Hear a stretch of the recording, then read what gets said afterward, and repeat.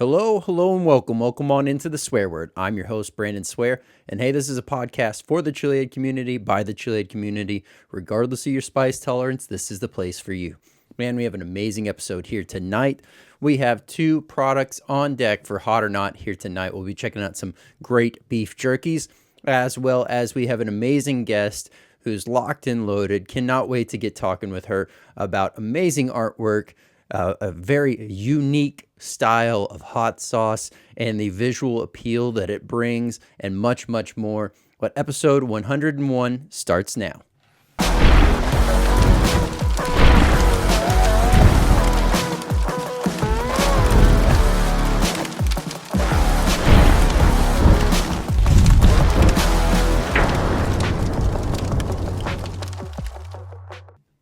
What's going on, Swear Nation? So glad to have everyone here, rocking and rolling. Whether you're tuning in on YouTube, Spotify, Rumble, or Apple Podcasts, thank you so much for being here and making this show what it is. Continue to share this out with other like-minded chili heads or individuals that are just curious about the world of hot, because this is where they can find everything to do with the world of hot.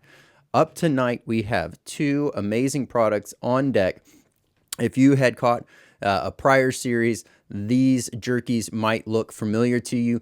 We're finally wrapping out the Sizzlin Strips Heat Seekers Challenge journey, if you will. So there's two packages here tonight we'll be diving into on Hot or Not and finding out what's going on with these Sizzlin Strips Jerky. As well as we have Chang from Blanket Fort Creations here to talk about, art, very creative styling of hot sauce, what motivates and inspires her, and really being able to have this visual extra layer of pop come forward and really make this, presentation and the hot sauce in general just sing forward, and much, much more. So, hey, so let's go ahead and start Hot or Not.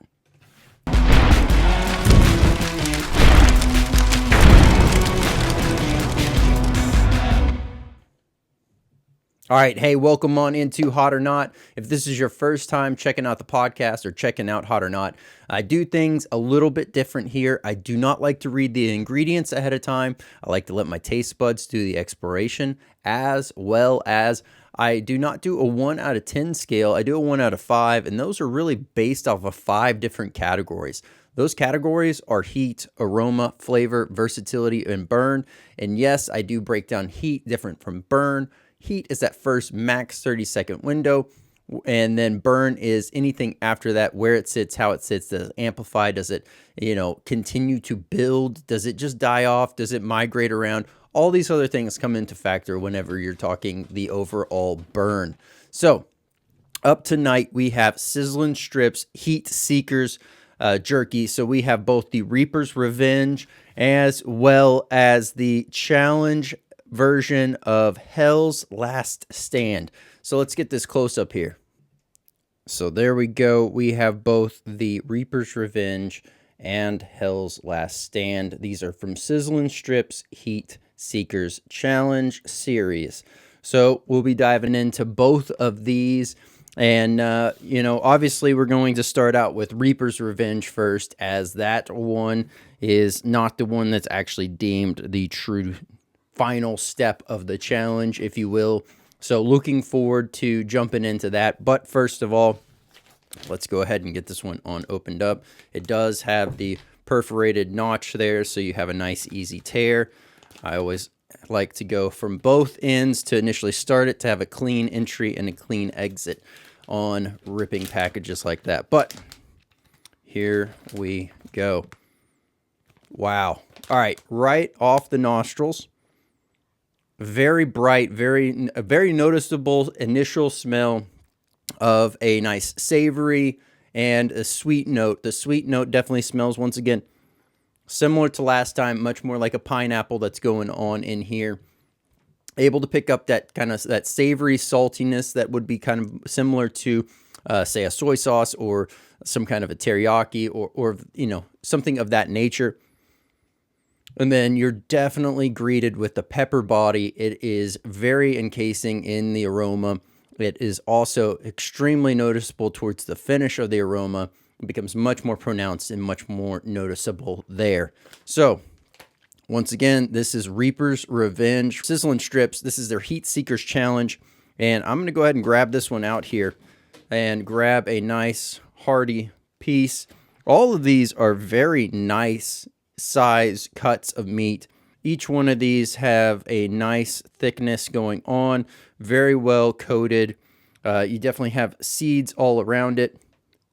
And I don't know if that's the crushed red pepper flakes as similar to last time or not, but all in all, a nice bright red tone to this overall jerky. It does have the, dry, but also tender and moist complexities. Nothing sticky on the hands. Yet again, kudos there. Hands down, that's a huge win for me. Let's go ahead and I'm going to put these to the side so I can grab that. Some of the flake of the seasoning and the pepper seeds are falling off, but look at how easy that just pulls apart. I mean, absolutely beautiful. I'm going to grab some of that fell because I do not want to waste it, but cheers. Beautiful. Easy to bite through, easy to enjoy.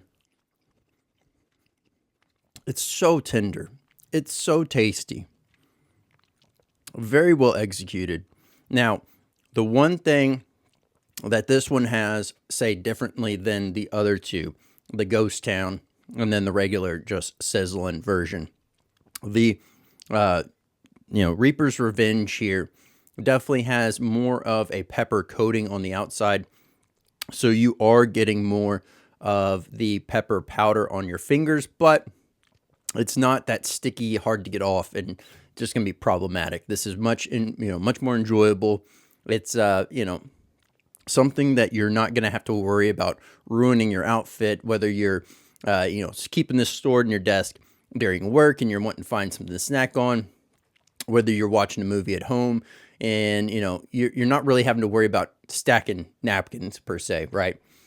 As with anything that you're touching hot with your hands, you want to make sure that you're cognizant of what you are touching afterwards. So be careful around the eyes, the face, and just in general. When you go to the bathroom, be careful. Make sure you thoroughly wash your hands just so you don't have any kind of crossover burn residual. So heat on this right off the bat, very nice, very soothing. The flavor profile as it comes on is much more pronounced, much more noticeable. You're definitely getting that nice soy sauce kind of taste, teriyaki taste, something like that Asian glaze kind of aroma and flavor going on here.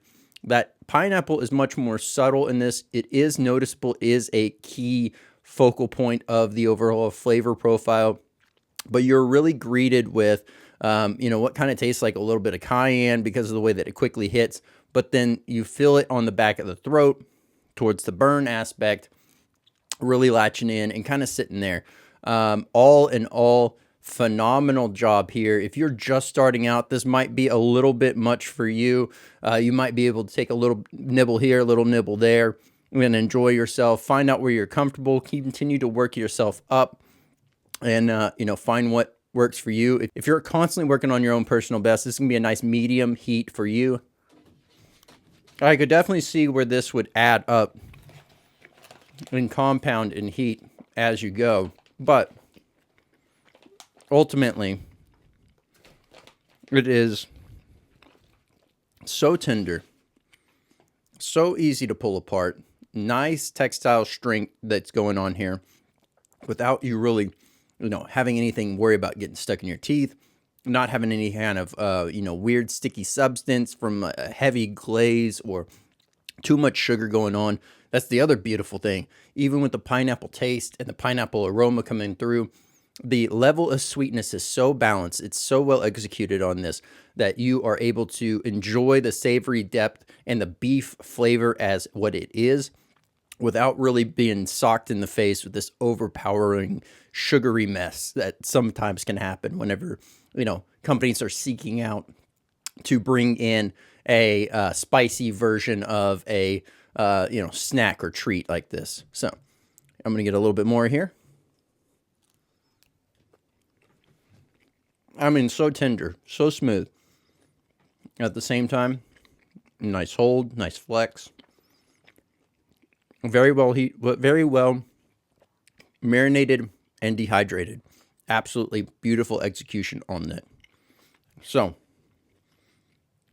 what I will do here is, simply because I'm going to end up eating this whole bag of the Hell's Last Stand. I'm going to be snacking on this one, for the rest of today, likely probably tomorrow if it makes it there. But absolutely loving it. And yeah, definitely some red pepper flakes going on top of what's already in there. You see it on your fingers. And you see it on the jerky. Really kind of carries forward. As to where with the Ghost Town version, the red pepper flakes really held on to the jerky a little bit more. I think it was solely because there might be more pepper powder used in the Reaper's Revenge version, but no harm, no foul. Didn't really mention heat too much. I kind of talked where the burn was sitting, but heat initially, you're getting a nice quick hit to the front of the mouth, the gums, the tongue. It's very noticeable in that sense, but it's a very quick flash of heat. And then that one kind of dissipates and fades quick. And then it parks really towards the back of the throat, sits there, amplifies, ramps up, nice smoldering, rolling heat in the back of the throat. Nothing in the chest, nothing in the stomach, but a deep burn in the throat. So this does have a heat scale, as I had mentioned before on the back of this. This says it has 4 flames out of 5. So ingredients are beef, teriyaki sauce, sugar, water, brown sugar, Carolina Reaper mash, cayenne, and then we have pineapple juice, Worcestershire sauce, and then lemon juice, granulated garlic, ghost pepper, ground pepper, sea salt, ginger, red pepper flakes. Absolutely phenomenal. Very well done. There's some things like the Worcestershire sauce. Obviously, it has it broken down for what's in the Worcestershire sauce, etc. That part I didn't dive into, but the overarching ingredients, that is what is in here. This is Reaper's Revenge from Sizzlin Strips. This is the Heat Seekers Challenge Beef Brisket Jerky. Absolutely phenomenal stuff there. If you are, one that loves a nice quality beef jerky, so far, everything I've had from Sizzlin Strips is spot on, so definitely check them out. I will have the direct links for these down below, as well as the main link to the site, but let's jump into the fun one here. This is Hell's Last Stand. So on the back of this one, it does have a warning label, different than, say, the others. The others say just warning, extreme heat, normal stuff there.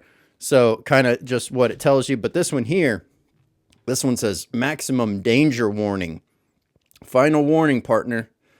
So it says, please beware, handle with extreme caution. Do not touch your eyes. Do not touch your private parts. Wash your hands before using them. Extremely hot, hot, hot. Eat at your own risk. So here we go. Go ahead and open that one up. No need for a reseal on this one. So there's no, this has the seal lock that you can put back together. This one does not. So let's get into it. Pulled it a little bit goofy, but we will get in there. Oh yeah. This one, you can smell it right off the bat. Much more peppered forward, much more in your face. It is going to be a completely different experience than Reaper's Revenge or Ghost Town or Sizzlin. You can already smell it. So let's see how many we got in here. So it looks like maybe just a few pieces of beef jerky in this. This is a half of an ounce, so 14 grams worth of beef jerky going on in here. But let's get in there and get this. So is that the all right, that is it. This is what looks like 2 or 3 pieces kind of smushed together. Let me get a close-up here. So as you can see there, nice density because it's all kind of compressed together. But let me do this. Cheers. just as tender, great flavor, much more pepper forward, still subtle note of some sweetness underlying.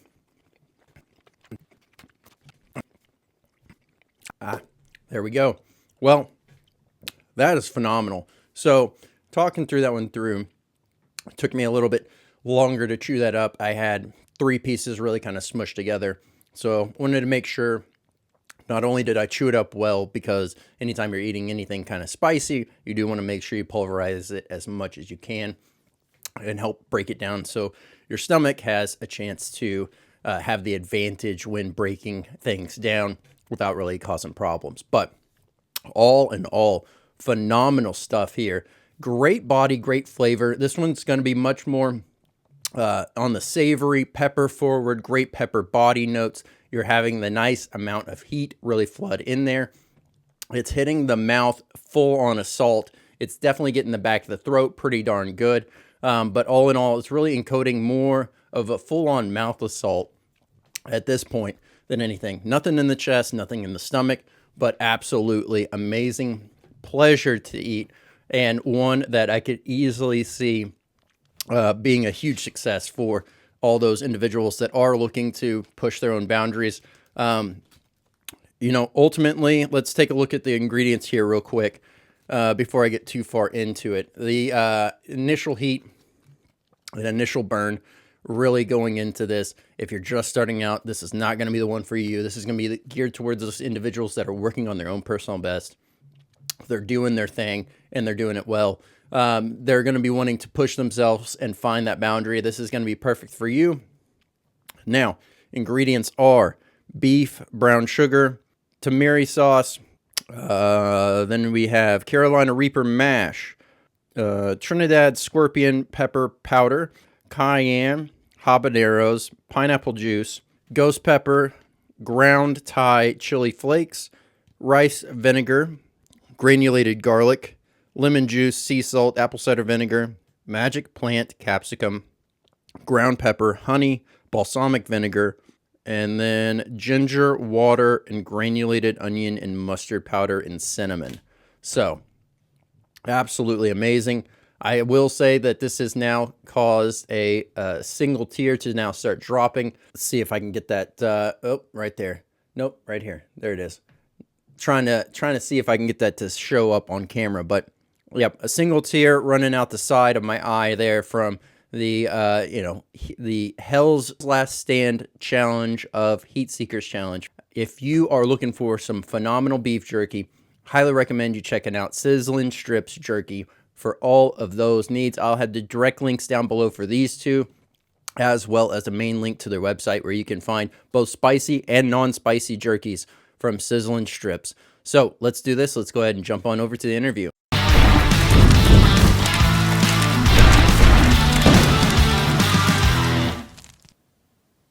Hey Chang, how's it going? Hey, it's going good here. How have you been? Doing good. I'm so glad to have you here. I've heard amazing things, and I've seen some of your amazing work as well in action. And we kind of touched on it in the last conversation with Steve, and really got to understand really the pivotal role that you've had in Pepper Pals. But obviously honored to have you here and looking forward to learning more about you and everything that you have going on. I'm really excited. And I mean, Steve doesn't give himself enough credit for what he's done here. I mean, this is sitcom TV level friendship. It is amazing. Yep. It's y'all have a great thing there. It's honestly something that I wish the bigger scale, right, of the overall community would start to have little satellite hubs of what y'all have going on there, because the positivity, the friendships, the natural just positive atmosphere that you're spilling out into the local community there is something that the whole world really ends up needing to get on that same level. So love what y'all have going on there. But the one thing I always like to lead off with, really getting to understand someone and know someone, is what got you into the world of hot? And then what was that catapulting moment where you were like, I'm going to start making my own spicy products? I mean, so growing up, I'm originally from northern China, and I like to joke that we eat spicy food to keep from freezing to death. Well, that and the readily available free flowing rice liquor that, you know, also keeps you from freezing to death. But it wasn't until I got to America and then I started inviting friends over to my parents' house that I realized, like, what we eat might be a little more heavily flavored than what the average person eats in Louisiana. And Yep. I didn't learn until much later that even Louisiana is considered, full of flavor and spice compared to the rest of the U.S. So I looked out, looking out into the community and, running into a bunch of people who like to eat things as spicy as I do. Well, I mean, that But part's pretty cool too to see, and to see it happen on that scale. And I guess really that moment of clicking into like the mindset of what you have going on around you cuisine wise, while it may not be, as frequent as what you were used to be able to see that, resonate with it, and then find that group really to kind of find a place of comfort and a place of a love for heat. and that kind of goes back to your second question is I started making hot sauce kind of like we started this group is we didn't have anything like it, so we made it happen. We all wanted a hot sauce that didn't have that sharp, acidic bite. One of the things I always joke about is I want my heartburn to be earned and not just, glug of apple cider vinegar with a dash of capsaicin. So lava sauce came from one of the pepper growers in our group. At the end of I would say November said like, I got to pull all my crops, kind of get ready for winter and restart next year. And I was like, I will take all of your peppers that aren't, already claimed by other restaurants and farmers markets. So he brought me nearly 100 pounds of peppers, ranging Wow. from, hop, ranging from like jalapeno, habanero spice up to reapers. And we wanted to just be able to use them throughout the winter in other cooking projects. And what happened ended up being this sauce that people kept buying from me. And I never really planned to make or sell hot sauce before that, but it was that moment where everything lined up just right. And the first five pepper pals that tried it all said, like, how much do I need to pay you for a quart of this?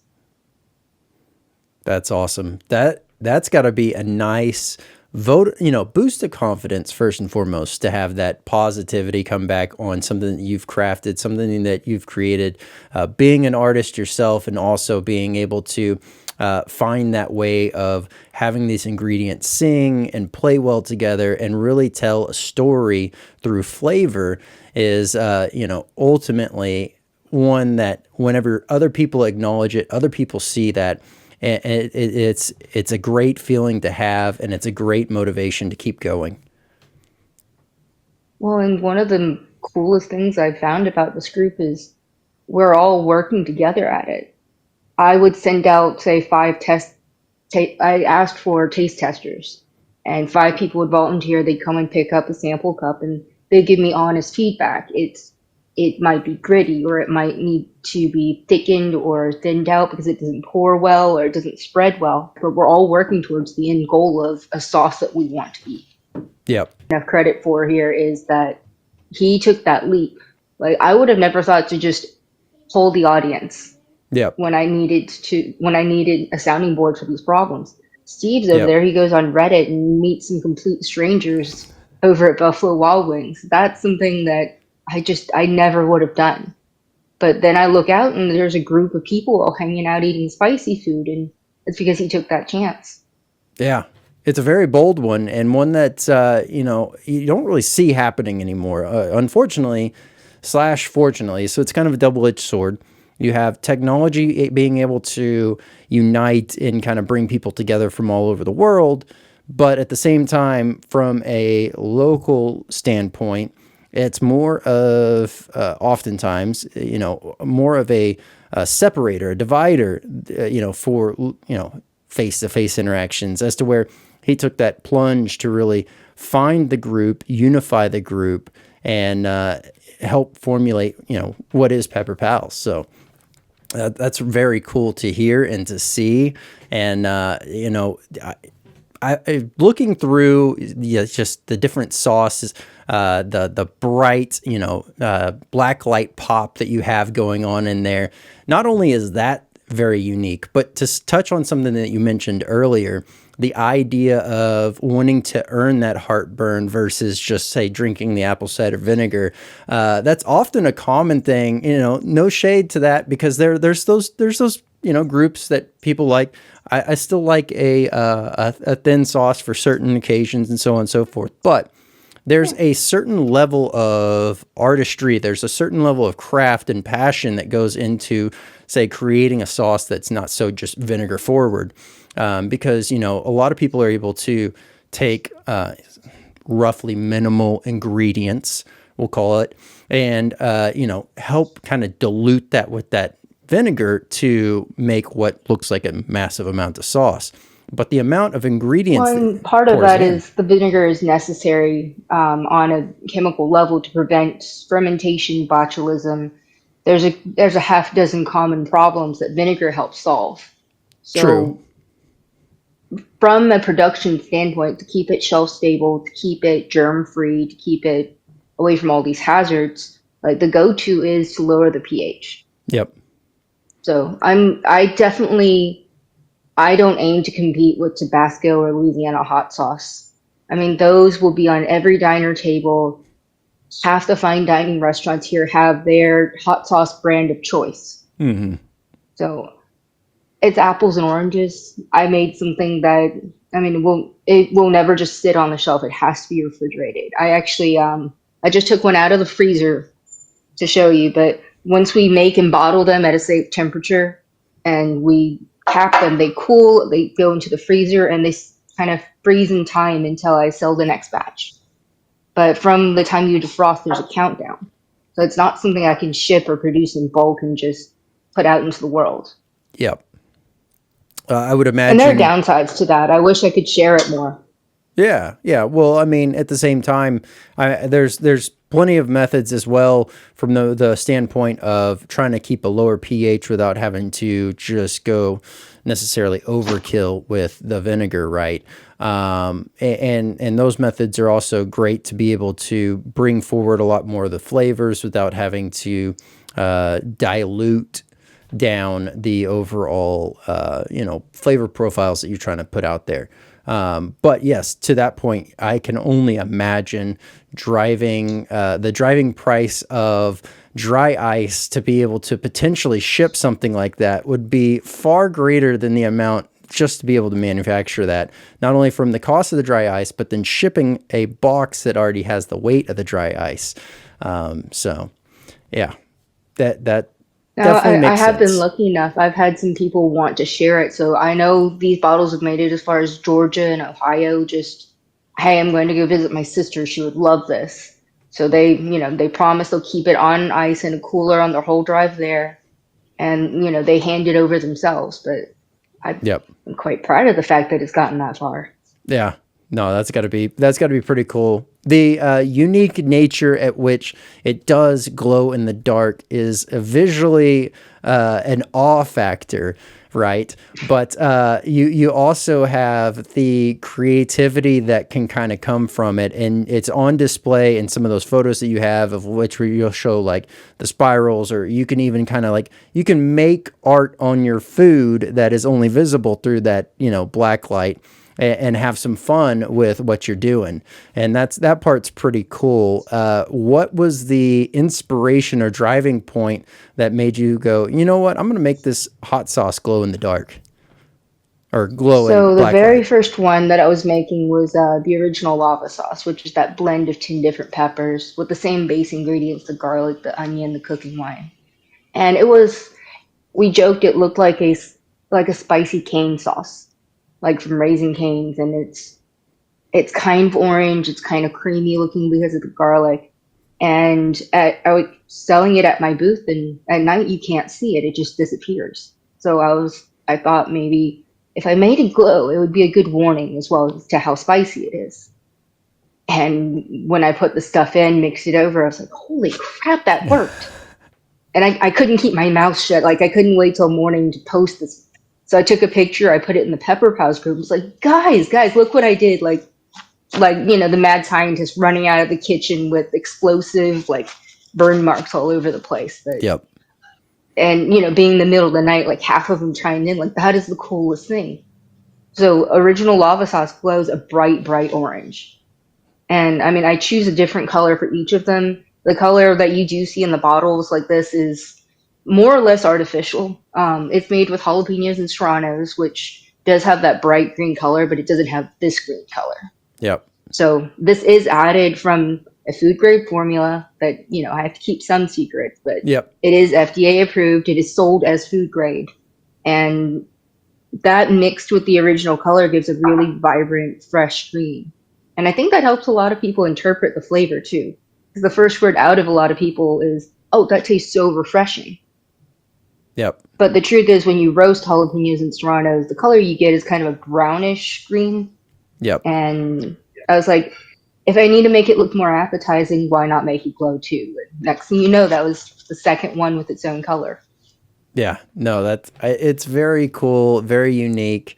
I think that part alone is so alluring. We always talk about, having the visual pop, having the labeling say something, and what you're able to do there is far surpass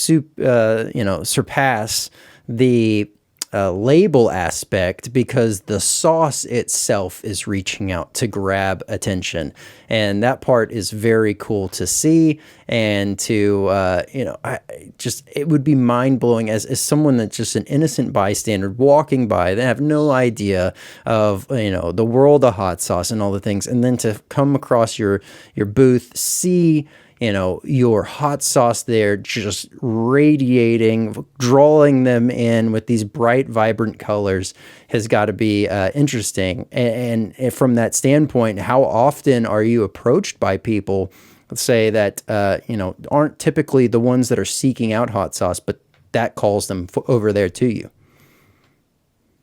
And the funniest part is that is the same emotional response I try to elicit with my art, is just absolute curiosity. Just to look across that entire field and go, what is that? And you can't help but just march over, and you have to ask the question because your imagination is spiraling. You could think of 1,000 things, but you've got to know. Yep. Yep. Now, I'm lucky enough, I actually have a solo gallery coming up this August, and the art council hosting it they're talking with me and one of our local food trucks. So they want to do a seated dinner there while we have the black lights up. And I'm going to work with the food truck, and they're going to plan a couple of courses, and I'm going to take their sauces and add a little bit of color and kick to them so that we've got basically an art exhibit on your plate. That is so cool. So cool to see. One of the best parts is it's a husband and wife couple that do the food truck, and Cody himself is one of our pepper pals. Oh, okay. He actually did a soft opening at my place a couple weeks back, and we turned it into one of our Pepper Pals dinner nights because we had a couple of cancellations earlier in the month due to rain. So he's taken actual lava sauce and lava oil, cooked it into his food, planned out, a set menu within that $20 mark. And we all just hung out as friends and ate really, really hot, what he calls lava soup, if that gives you any indication. Okay. But yeah, it's come full circle. I like it. That sounds like a lot of fun. One thing, we're obviously, having a blast. The one thing I think is almost a missed opportunity to not talk about at this point is, obviously, we've alluded to kind of upbringing and already having a natural, introduction to spicy food in general. Now you're over here making your own sauce, and you're throwing all kinds of heat towards it. And really, where are you from a heat standpoint? Where do you tend to find yourself gravitating around each and every day? Is there like a certain pepper range that you like to sit around, or is there a certain sauce that you really like to incorporate and use? So I would say day to day, I probably don't eat my food as spicy as some of the Pepper Pals. I wouldn't say widest range, but day to day, I've seen them eat what I would say stands at like a 7 or an 8. I generally prefer to keep mine closer to like a 5 to a 6. A lot of the times, just because I do work in a medical environment. I'm over here in these matching gray scrubs all day long. And if I eat something that's this color, I can't have that all over my scrubs. So lunch is fairly toned down and boring, but it really doesn't stop me from adding other things to it. Out of all the sauces I make, and I'm quite partial to mine, this one is my favorite. Just I can go through a bottle of this in a week. The Primo lava sauce, I like it because I can cook with it, and I can take dishes that I already like, turn up the heat a little, turn up the heat a lot. But I would say the green sauce, not just because it glows so well, but it for a garlic balance, and garlic is probably next to chili peppers. It's got a good soft place in my heart. And I cook with so much of it that I've been asked multiple times leaving Sam's if I own a restaurant.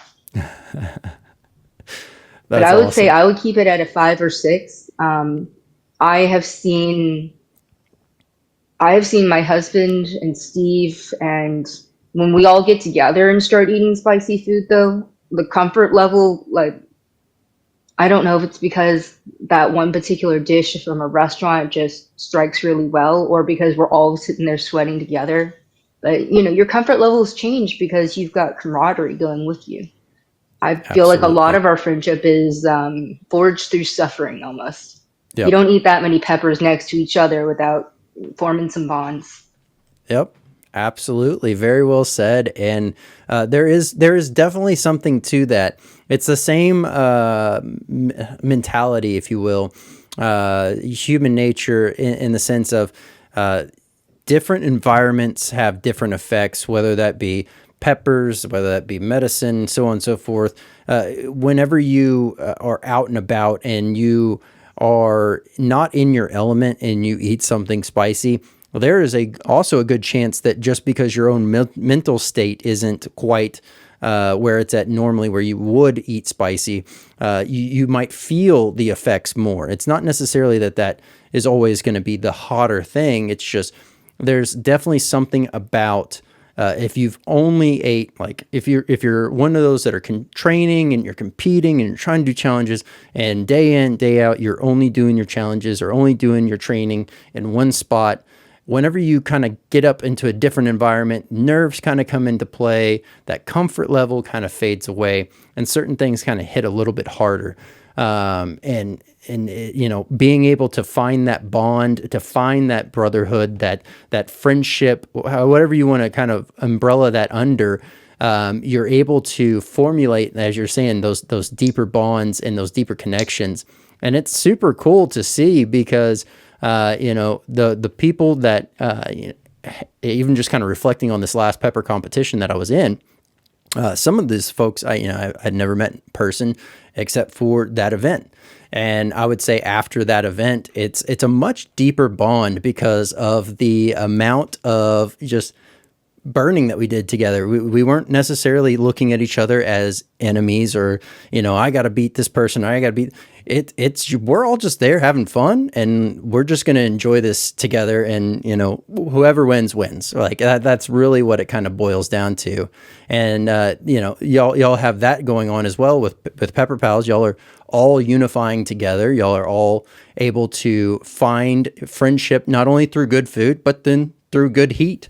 And something that was touched on last time was, is there kind of a threshold, a range at which everyone that kind of comes together eats at, but at the same time, that journey being so personable, that everyone owning their own experience, their own path, is a very cool thing to see. But as I guess a step from that question forward, how often are you seeing new people come in that may be relatively new to eating spicy food, or like they haven't really dabbled much in it? Are y'all seeing new growth in that area, or is it more just people that already enjoy spice? Um, so that side of it is it's slow but steady. Even before our spicier numbers started growing rapidly. A lot of it was when we started branching out into not just restaurants but food trucks. A lot of it started when our meetups became more than just every 4 to 6 weeks because we wanted to hang out with each other. The food was the original reason, and then One day we actually had a restaurant host us, and the restaurant just wasn't prepared. So we all sat down, we tried to order the spicy thing. The spicy thing turned out to be not spicy. And then we all stayed and looked around, and we realized something. We actually liked hanging out with each other. We didn't have to just sit there and sweat and burn and to have an excuse to hang out. Now, do we still go around eating stuff that's coated in lava sauce? Yeah, that's also fun too. But we liked each other enough that we just sat in this restaurant eating mild tacos, and it was okay. We were Yep. having fun. Yep. There's something that y'all have been posting lately, and I've noticed that you've been sharing a lot about. It looked like maybe there's a noodle challenge that y'all have kind of started to make, or is there was there something going on that I saw a whole bunch of y'all in the kitchen, kind of getting some stuff prepared and ready to go. Tell us a little bit about that. So Beast Feast is a it's an annual tradition by one of our local colleges. Centenary is a small liberal arts college, and locally they put on a fundraiser once a year, where it kind of started with I think it's the president or the chancellor of the school roasts a whole pig, and every year about 20 to 25 different booths go and set up, and it's free to enter. You do provide things out of your own cost. Seafood is donated. Sausage and beef are also donated through different foundations. So a lot of restaurants will send, a chef for each restaurant to go represent them, and it's a friendly competition. But all the ticket sales also go to benefit scholarships for the school. And this is the first year I had ever done it. Before this, I had gone every year because it's an excellent food event. The ticket price is low, the wait times are low.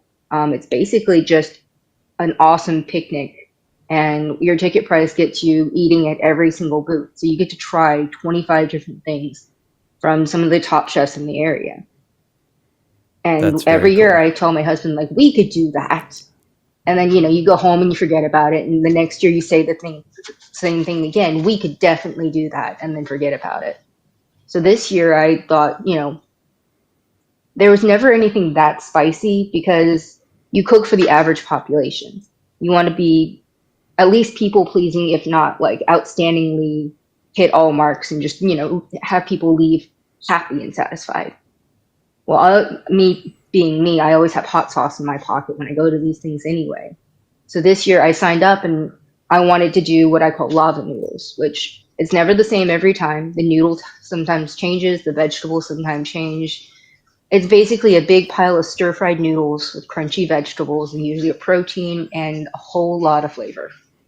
And Steve said, "Well, do you think we could make it a pepper pals thing?" I was like, "Well, yeah, that would be awesome." Because frankly, I was going to do the funding for it out of my other company and just, do something fun with it. But Steve reached out to the group, and next thing you know, we had a couple of people offer to help with the produce orders. They helped me with funding. I had 3 different prep nights at my house where for 3 to 4 hours, I just had people peeling carrots, chopping cabbage. We were given 50 pounds of down home sausage, so there were a lot of sausage jokes. Couldn't help that. But each night we just kind of made something in the crock pot and we kind of ate family dinner style, went back to chopping. And by the third night, we did a taste test and we did lava noodles and down home sausage and had marinated that in a little bit of beer, a little bit of lava sauce. Noodles were stir fried with it. And then came the question, so do we have a hot and a regular for people? And we looked at each other and thought, we're the Pepper Pals. We're not a bridge club. We have hot, we have extra hot. And That I honestly thought only like 1 in 5 people coming to our booth would try it, but we were a hit. People have always wanted something spicy apparently. And we were serving food nonstop from the very start to the very end. And it was all teamwork. I'd never seen people just come together. And I mean, I handed each person a knife. I'm not sure how that was going to go, but I mean, just standing in my kitchen, all just chopping away while we were chatting with each other was a great experience. It felt like something, that camp moment where like everyone has just been together so long that there are no pretenses. There's no nervousness, there's no social anxiety because we've all seen each other like frying snot bubbles from eating too much spice. Yep. And we worked as a team, and I didn't think that was going to happen. I don't really know what was going to happen, but it played out so smoothly that by the time we packed it up, I had 22 boxes just prepped and ready, and I drove back with five of them. And we Man. sold off the five within the group so that we're going to get ourselves a banner finally. So I keep telling Nice. Steve that people want to know who we are because we always have the better food. Yeah. So we need a banner, and we're putting it up to a vote in the group right now, and we have some people designing some stuff. Oh, But it's nice. kind of nice. Like there's a community for this, and we want to keep growing because I think Shreveport's ready for more. I think most cities are ready for more. Yep. Like it's we have so many restaurants that serve the same thing. Why not add something with a little more kick to it? Yeah. No, absolutely, because it's easy to continue to just deliver the same thing, and I feel like a lot, as you're saying, a lot of restaurants kind of do that. They find what's kind of been working, and they don't try to push the boundaries. They don't try to put their own spin on things. They're like, well, everyone's accustomed to this a certain way, and let's do it that way. But that just gets boring, and then that's what pushes people to either get creative at home or they start to figure out what else they can do, because if you're not pushing yourself, if you're not evolving, you're dying, essentially, right? And the same thing could be Yeah. said, and no better person to speak to this than you. But the same also goes, I feel like, for the art world, side of things. If you're not pushing yourself, if you're not pouring out yourself in new, creative, fun ways, then it just becomes monotonous over time. And it definitely speaks to your passion and what you have going on from an art standpoint. When did that start? I know oftentimes this is like my youngest daughter is, or not my youngest, my oldest daughter is very driven towards art. I mean, I had a nice bit of art stint, if you will, growing up, and then I ended up getting fascinated with cars, and then that was out the window after that.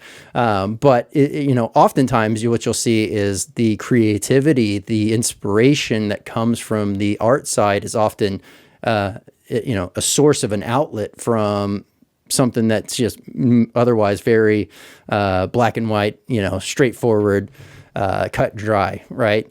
Is that kind of the same situation for you, or how did that come to be? So I actually have a background in biochemistry, molecular biology. Right now, I work as a medical scribe at the hospital, and I recently got a promotion as office coordinator. So day to day, it's very paperwork filled. There's the patient side, there's the insurance side, there's the thousands of layers of red tape and rules. Before this, I'd worked in biomedical research, cell biology research. So I always like to joke, like, even though I didn't grow up in kitchens and cooking environment, like, I've got all the build up to it from, burning myself in chemistry lab and measuring things down to the milligram. But when I got into the kitchen just for fun, when I don't have to use that to make a living, when that's not what pays my rent, Mm, it's a lot more freeing. And I've talked to a lot of my friends work in some of the best restaurants I would say are in this city. And as awesome as it is to have that much creative control, at the end of the day, they still have to worry about how many orders of that they're going to put out.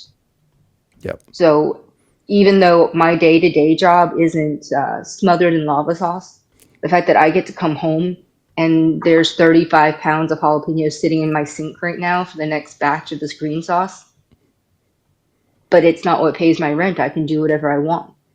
Yep. If I wanted to change it, I know that I have a group of friends who are like, heck yeah, bring it on. And they're curious to see what it's going to be like.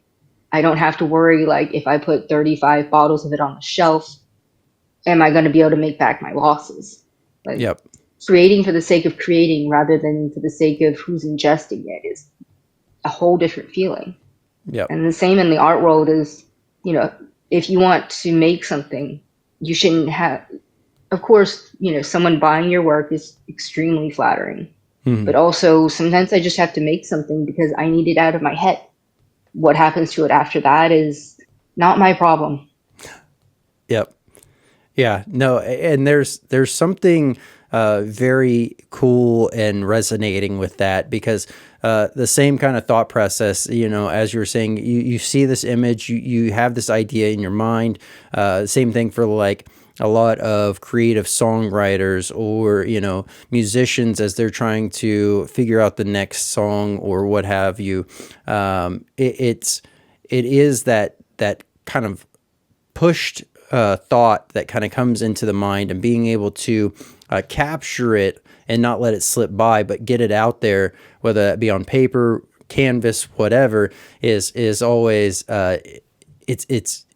it's motivational, it's inspirational, and while it may speak to you in that moment, and as you're saying, like once it's out, then it's like, okay, finally I'm free of this, I can move on. But that might also be something that's just boom, it has spoke to someone else, it's caught their eye, and then that's what brings them towards it, and you know, and might even invoke them on their own journey into the creative side of life. So this past weekend on Saturday, I we have a night market that is held quarterly here, and I always have a booth at it. But this is the first time where on my own I was also selling the hot sauce at my booth, and it's the strangest thing where someone will look across that market and look for that glowing green, and they can't help it. They have to ask what it is. And usually you get someone that curious by the time you tell them, oh, and the other one's even spicier. Like they're hooked. They have to try it. Yep.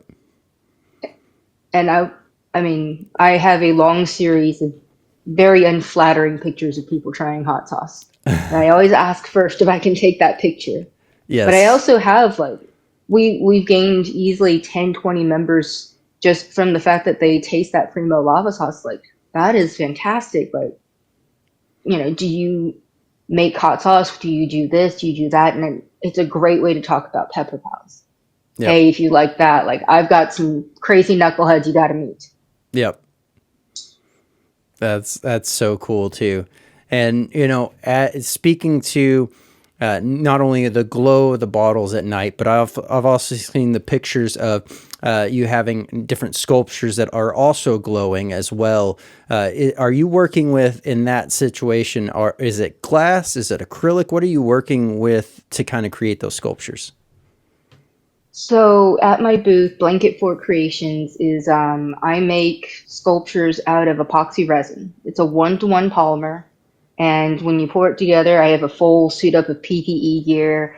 Everyone has to leave the room. Fans are on, doors are open sometimes, and the glow formula is my own. Now Hmm. that one is the glow formula for the resin is different than the glow formula for the hot sauce. It's a true glow in the dark. It retains UV light and releases it.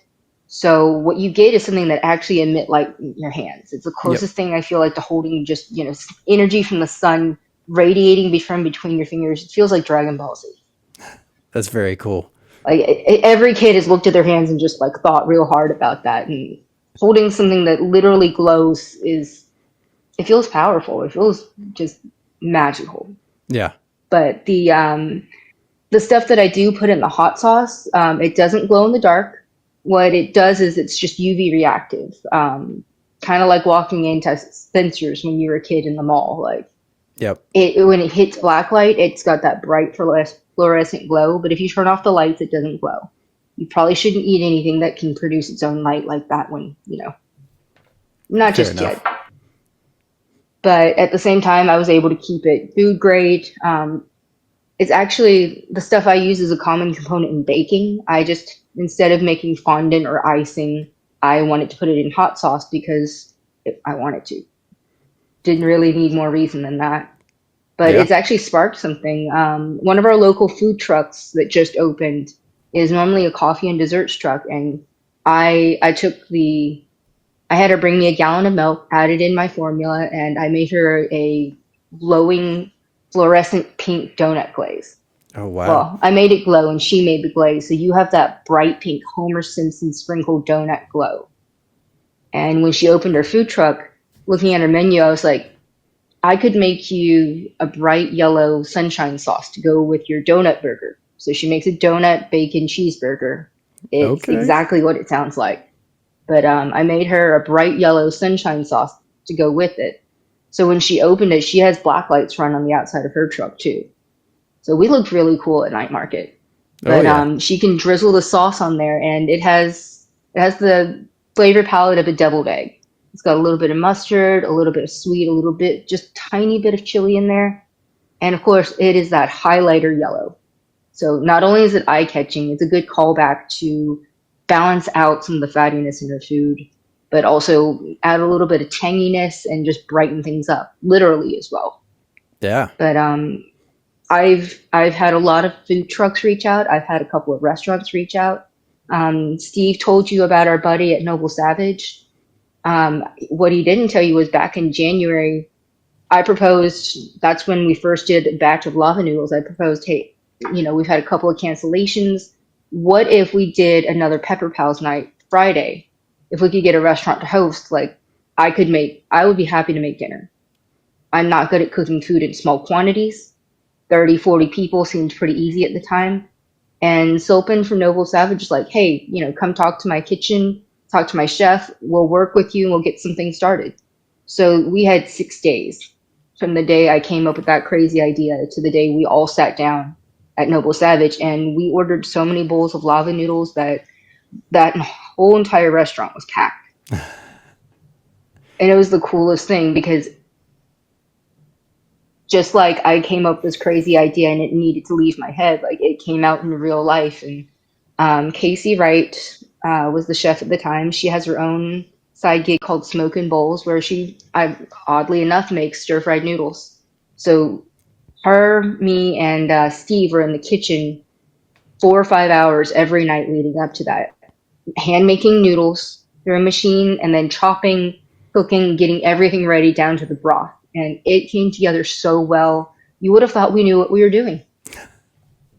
Oh, well, you're definitely on to something there because, the allure, the fact that you're able to do this and execute it in so many different ways and different colors, and then just bring that pop, understanding the different flavor aspects, whether that be individually or collectively as a group, y'all are able to unify these amazing dishes both visually, also from a taste standpoint, and really have these objects sing forward and just really stand on their own. It's a very cool thing to hear and to see happening. It seems like a absolute. Well, I mean, it sounds like you're doing something with it, but at the same time, it sounds like you could really be able to watch this just explode with future collaborations, future all kinds of things, with understanding that exact precise amount that's required in order to really make this work out in different sauces and different ingredients, and yeah, I mean, it's just it. I definitely think that that's something to continue to bring out there to the world, to the market as a whole, and continue to share that out with just the whole entire world. There's a whole new visual pop that you're igniting on dishes, and that's very cool to see. Well, and the good thing is it doesn't affect the taste. I like to pride myself on the fact that it does taste good, even without the sudden pop of color. But it doesn't mean that I'm going to stop making sauces in weird, funny colors because I can and I want to. And I love that I can create a signature color for that and they'll recognize it. They may not know the name of the green sauce, but they'll call it the green sauce because they know the flavor profile that goes with it. But I mean, this bottle was already sold. This was Miss Catherine actually has dibs on this one, but that is the last of that batch of OG sauce. Hence the 35 pounds of peppers I just had to go and buy. I love the fact that I look like a crazy person just stuffing peppers into a bag at the store. But I will say this is the only one that I go to the store for. All of my other sauces are made with locally grown peppers. You spoke to Gary. Yep. He is my guy for primo peppers. The original ones for lava sauce are they're still available, but in smaller quantities than we've grown so much that I mean, the last batch of Primo lava sauce, I made 8 gallons. We bottled 127 of these flask bottles, and I have two 2-gallon buckets, and Wow. it's going so fast. But I have a new grower in DeRidder that's she has family up in Shreveport, and she plans to make deliveries every couple of months. But I asked her, can I get 10 pounds each of your top 10 hottest peppers? And can I get that at least every 6 months? And she was so happy about it. I mean, I think it's the beginning of something beautiful. But I wanted to Absolutely. make sure that the first bottle of lava sauce and so the last bottle of lava sauce remains consistent, and we're going to keep it as locally sourced as we possibly can.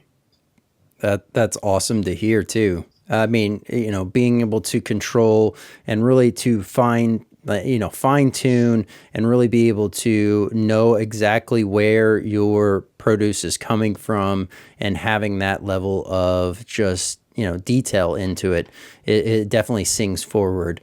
Something that popped up in my head as well is obviously the glow that you're able to get off of the black light from what you're adding in. It has its own pop, but just out of curiosity, is it even possible to say take a sauce that's like a brown sauce, right? Using like chocolate peppers, so on and so forth, that in a non-glow, it looks like such. And then under a black light, all of a sudden it's this bright, vibrant red, or it's this bright yellow or something, right? Like a different color, right? So that it almost exudes its like alter ego under a black light. You definitely could do that. Probably pushing the boundaries to go something, drastically one side of the color spectrum. But you could probably get away with a lot of that. One of the reasons it's so easy to add color to mine is that the base is half the volume of each of those sauces is garlic and onion, which, depending on how long I roast it for, can go from kind of a whitish base to like a sauteed or a browned, crispy kind of color. Yep. So if I had something that was dark, dark brown, I could make it low yellow under a black light, but I need some sort of whitish base to it for that yellow to hold. Oh, okay. Okay. That So makes I would sense. say like Primo lava sauce, this color is artificial. Um, and I make this glows bright orange, like nacho cheese orange. Yep. So, but the stuff I add to it that makes it that color also helps take away from the very dark roasted chocolate color of it. So that combined with it gave it kind of this lava magma color. Okay. And ironically enough, the word lava sauce didn't come from any of that at all. One of my coworkers had tried it and told me that it feels like she swallowed lava, and she can feel it working its way through her body. But since then, the color leads into it. Especially in my earlier batches, we were having some problems with the fermentation that kept happening because there was sugar from the onions. Hmm. And the vinegar that people put in hot sauces prevents this, but I Hmm. was fighting that. So I have found about 6 other fixes for the common problems that vinegar fixes. They're just 6 separate solutions to it. And so far, it hasn't affected the taste and texture too much. It does make it more stable. But at the end of the day, like, really, I was aiming to make something that I could cook with, that I could eat on things. And the fact that it glows is just a bonus. Yep. And somehow the stars aligned and it worked out pretty well. That's awesome. Well, let's do this. I have a very fun dual round of the five. So let's go ahead and flip this on over to a game.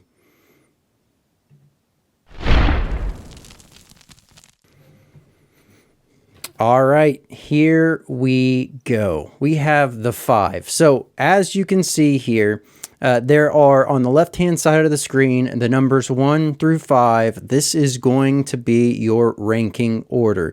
Now, 1 could be the best or 5 could be the best. It's totally up to you. If you get going, you think you have number 1 picked out, and all of a sudden another image comes through and you're like, oh, actually, that one should be the best.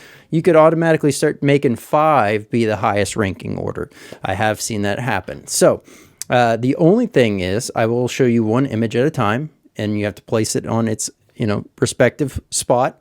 And after that, we cannot change it, but we will discuss if you would made any changes after. This is a two-part game, so the first round, oftentimes, everyone gets their bearings, they get their understanding, and then from there, the second round goes a lot smoother. So, here we go. Up first, well, we have you doing your markets and being able to have your, not only your sauce, but also your art there for sale. Where would you like to put this? I would say that's a 3. All right. Move that there, and we shall pull up the next one here. So this is just to embody, once again, this is just Asian food in general. So the whole Asian cuisine.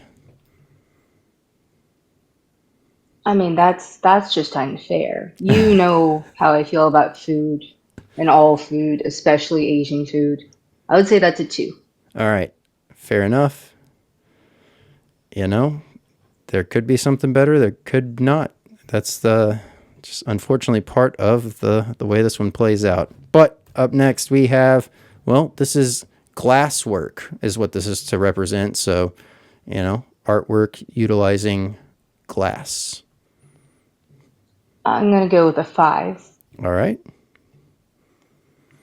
Very delicate thing to do, but also one that's a little bit more redeeming on being able to rework it most cases. Abstract art. Oh, now I'll put that at a 4. All right. Number 4 it is. That means the next one here is automatically number 1. And, well, it's your sauce. So, well, that is a Sometimes very things safe... just line up correctly. Yep, it's a very safe play. I think you caught on to where this was headed. But all in all, what do you think? Would you have changed anything? Would have anything moved around? I'm pretty happy with 1 through 3. It's a pretty strong toss-up between 4 and 5. I think you may be able to tell from some of my artwork, from some of my hot sauces, I am not a subtle person. I don't skirt around the subject. I don't try to say that it's something it's not. I'm not good at keeping secrets. I'm not good at being delicate. Um, like I said, if I wanted garlic in my hot sauce, I wanted a lot of garlic. If I wanted something to glow, I want it to really glow. So I actually struggle with things like glass because, frankly, I break stuff constantly. The resin actually came from the fact that I needed to choose a medium that I couldn't break. But between the abstract art and the glass, it's on the other end of the art world from where I sit, I feel like when you watch the Olympics and you see something so out of your reach of what you would do or what you could do. Yeah. No, I mean, it makes sense to me. I have heard from some other artists that they enjoy the glasswork simply because when it isn't going right in a manner that they like, or even after getting that idea, as you're saying, out there, even if it wasn't something that they necessarily felt compelled to do, but just to get that idea out, they're able to take the glass and then just go shatter it and feel that moment of satisfaction watching it just break into a whole bunch of pieces before, of course, they have to clean it up. But well, here we go. Round number 2 of the 5. Well, we have, once again, this is going to be more real art, right? Realistic, realism, however you want to frame this, but, proportional, very... Probably a 4. All right. Now, being in these markets and in the art world quite a lot, I have some talented friends that paint people of all things, and they do it well, and it's amazing and it's baffling and it's admirable and it's just it represents so much work on their part. Yeah. It is a very daunting task when you think about it, because proportions and making sure you nail things exactly right. And of course, everyone's trying to chase down symmetry and all the other fun things. And it takes a very unique set of eyes to be able to have that work out. All right. Well, here we go. The next one is, this is just to represent textured art. So like things that have either different media, that visual texture pop that you can see, feel, experience. This is where that comes in. Now, see, now you're speaking my language. And one of my goals is to be able to go and add another sensory experience to art like that. Everyone I've talked to, and I'm going to insert my own question for you. Have you ever been asked to step away from the art or leave an art gallery? I have not. No. Oh, you might be a first then. Because every Yeah. time I bring this up, every time I bring up one of the textured pieces I've seen or the heavy oil paintings, almost all the people that even know that piece were like, oh yeah, the security guard told me I need to take a step away because I got too close. Because you can feel every brushstroke and flick the paint knife and that the artist had in their hands, and the one thing you can't do is to feel it like he felt it, Yeah. or to touch the sculpture that these same artists worked thousands of hours hands on to make. And I feel like it's like walking through an art gallery with a sneeze guard. Yeah. No, I mean, absolutely. I'm drawn to the textured art. I just like, I like texture actually in quite a few different things. I always mention sauces that have a nice texture, have that visual, that extra pop, right? Having not just say something that's just completely silky smooth, but then you have different nodules of like ones that will have like mustard seed in there, and you got the mustard seed exploding, or there might be some different herbs in there, and you got all these different textures going on, right? There's a art form in its own right whenever you're able to figure out how to balance that. Same thing with textured art itself. Once again, not that I did anything great with it, but I always used to try to make different textured stuff, whether that be even the most crude form of just chewing on a piece of paper and chunking it at a canvas and stitching some glue around it so it holds, and just going on around that and putting some oil paints, some different charcoal, and so on and so forth, and let just kind of just raw break up and hold into that paint, so you get that nice texture pop, and it's a lot of fun. And I guess maybe that's why I'm not personally always compelled to just want to go touch it. While I do definitely feel that same way, I think my own exploration on that was kind of where I tried to visualize and draw back to prior thoughts. But where would you like to put this one? I would say probably a 3. All right. 3 it is. And up next we have, well, this is metalwork. So using different raw metals or whatever to make sculptures, different pieces of art. I would say that's probably a 2. All right. And a large Definitely. part of that is you can poke that, you just can't get caught. Yes. Well, at the same time, that is, I do not have that gifted ability to see, a sprocket, a bolt, this and that, and then all of a sudden, like, take all these pieces and make something marvelous out of it. That part just baffles me. So here we go. Photography as a form of art. Now, this puts me in an odd position. I'm going to say that's a 5, and not because I don't value photography as art, but I feel like photography is its own category. In the same way, I would say the old scribes for Greek philosophers had their own art and talent in showing and encapsulating moments of history as well as ideas to be interpreted. But at the same time, it's a very different skill.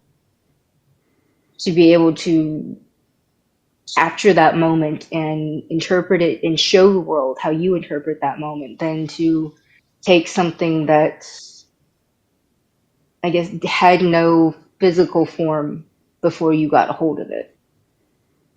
Now, I would say photography is as difficult, if not more, in terms of scholarly skill than any of the things you have on here, but I would consider photography its own class of things. Very well said. I can definitely see that. Well, number one, that's modern art. So that's what that is supposed to embody there. So as that played out, now looking back at how these are all seated, would you have changed any of these? Mm, yes and no. Just like in a conversation about comparing hot sauces, there's different hot sauces for different moods and foods, events and times in your life. I would say every single one of these is so different from each other. Any way I arrange them, I could justify it from my own standpoint, and any way you arrange it will be wrong to anyone else's standpoint. Fair enough. I definitely like it. I think that your choices were pretty spot on, very sound reasoning and explanation behind it all. But that was the five. What did you think of it? That was very interesting. What made you pick those five? The which one? The last round or the first round? Mm-hmm. So The last round. the last round, it was a mixture of I picked two that were obviously pretty popular: modern art, and I'm gonna have to go back to and the at least it's more popular now. The idea of the metal sculptures using these car parts, different engine, this, that, and the other, and really kind of making sculpture. Those are, you see those a lot at different restaurants and so on and so forth, and hotels a lot lately. So those were the kind of the popular choices. Photography, for the same reason. A lot of people can go out there and take a picture, but there's a difference between taking a picture and being a craft skilled person that knows how to use that camera as just, it's almost like if you in the right hands, it becomes a weapon of amazingness. Whether you're capturing something beautiful or you're capturing something bad, it's just all in how you utilize that. So that was there. I love the idea of textured art in general. So that one made the cut. And then the last one, which was actually the first one, let me get back to that. Painting people, more or less, realism art is something that out of all the times I've tried it, I've maybe had 2 times where it actually came out looking like what I intended it to look like. And even then it was only, at best a side of a face that was like perfect. And the other side, I ended up having to basically blend in as if there was a shadow cast, right? Like another layer of depth to People it. are hard. Oh, it's so hard. So hard. And it's not something that I actively do much anymore now that my daughter's starting to get into art again. It's kind of reinvigorating that side, if you will, and being able to incentivize her to do her homework by having her start to get some of the old art stuff that I have for her own use is kind of making it to where I'm looking through my old, whether that be drawings, paintings, pastel work, etc., and just really kind of getting an idea of just the mind frame that I was in then versus the mind frame I'm in now. And it's like, it is very telling of just a different outlook in life, right? And so, yeah, that's kind of where I picked those last ones. Hey, I mean, art has no boundaries. In the same way, we were talking about tradition. Tradition has its own merits, but in the larger scheme of things, tradition is where things go to die. When food trends go and stagnate, when this is the golden rule for a certain dish in a certain cuisine, and you stop it there, the world keeps changing, and if you don't change with it, you get left behind. It's the same for the art world. I am always having problems with mostly from my own perspective, I'm extremely anxious about being interpreted as an artist because nothing I do is considered traditional. My food isn't traditional. My sauces are not traditional. None of my glowing oddities are anything you would see at grandma's house. And a lot of the times it makes me hesitant to even submit something to a gallery because most galleries will have a sort of jury that votes on whether this is art or not. Yeah. And I've been lucky enough that I'm not really sure what I'm doing, but no one has come up and told me that's not art. And it helps a little knowing that even though I'm not sure what I'm doing, I'm happy to put it out there because I didn't realize it was something I needed to do. Yep.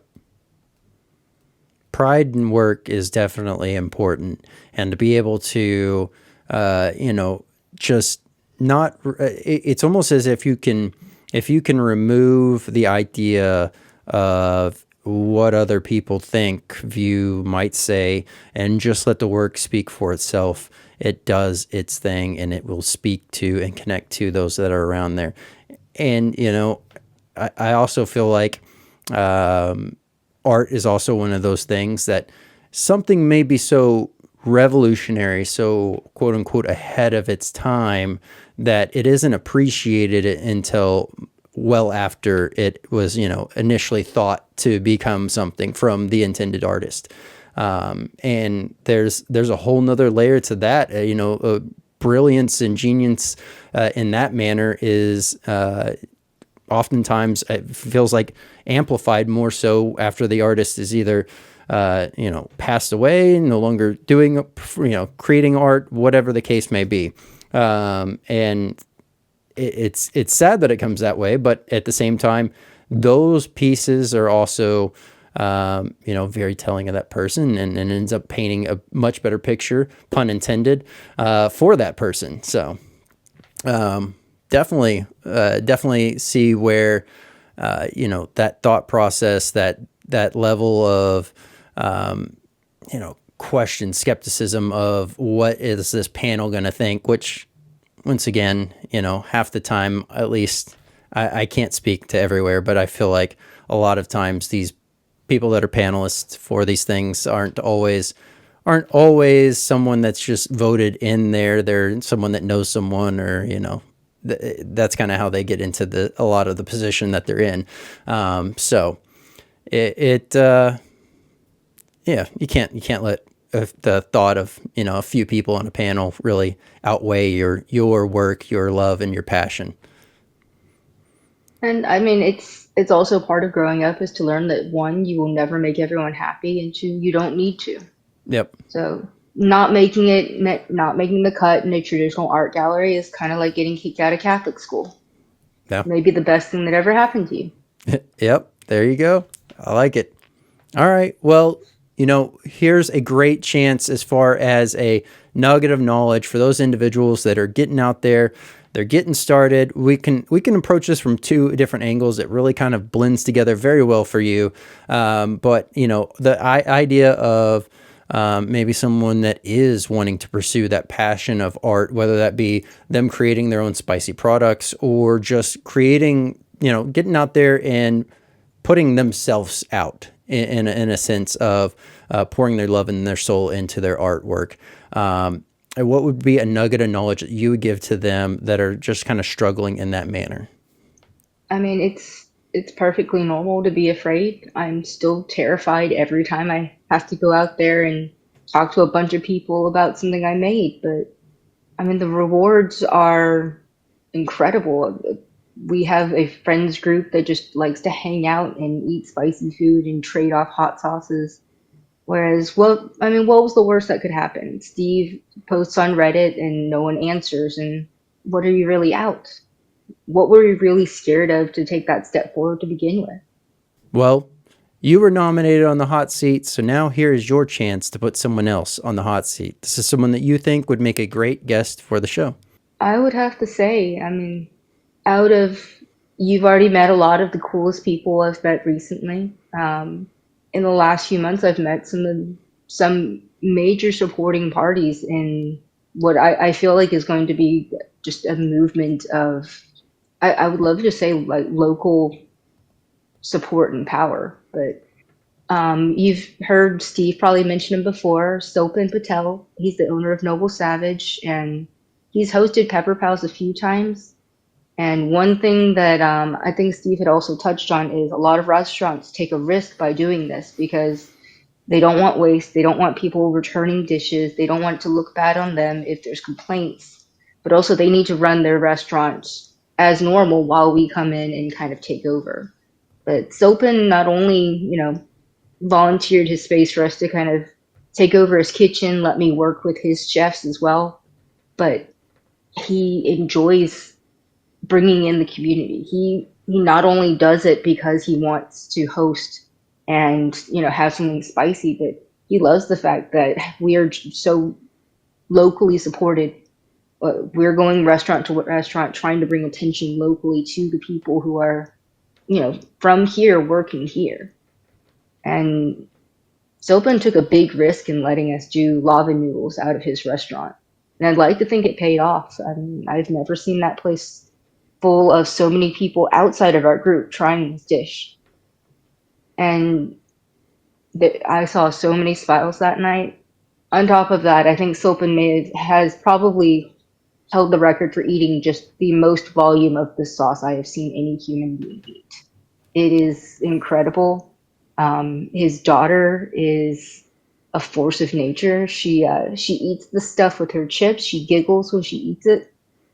But I've never seen someone just so supportive of a ragtag group of crazy people who want to eat hot stuff. And he offers up his business and welcomes us in every time. He wants to get personally involved. We were back there making noodles. He was peeling eggs elbow to elbow with the rest of us.